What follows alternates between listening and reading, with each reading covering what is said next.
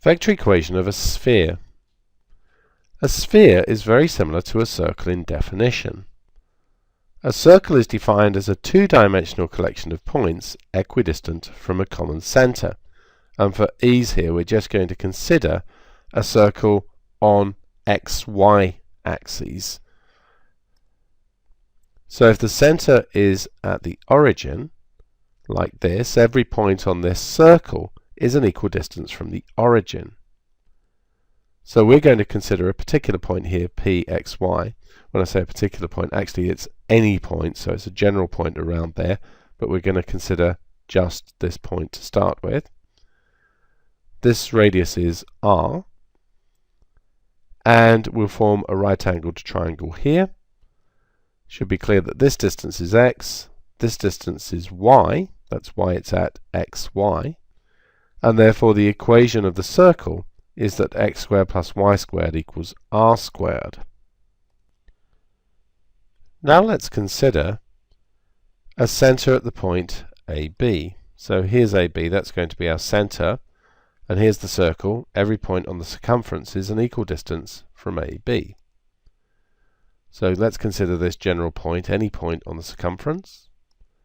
Here's the radius, and let's form a right-angled triangle here.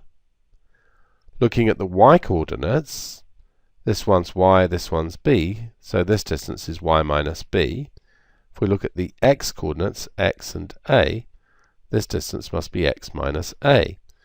And then using Pythagoras, it follows that x minus a all squared plus y minus b all squared is equal to r squared.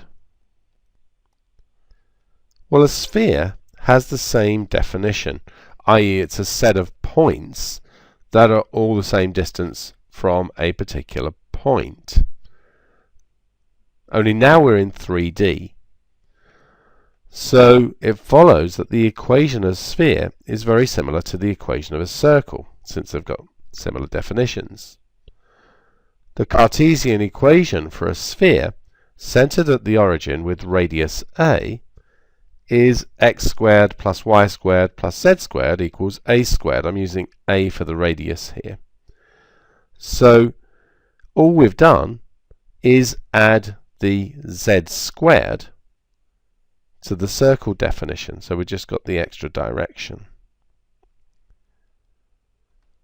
The Cartesian equation of a sphere centered at PQR, this is why I used a for the radius because I was going to use r here, with radius a is going to be x minus p all squared plus y minus q all squared plus z minus r all squared equals a squared, and once again we can see it just has this extra term here. Now, the vector equations can be quite simple. For a sphere centered at the origin, a point on the surface of the sphere is at a fixed distance a from 0, 0, 0. Hence, the modulus of that vector is just a. Remember, it's the set of all points that are a units from the origin. And so the modulus of any vector which is on the surface is going to be a, because it's going to be a distance a from the origin.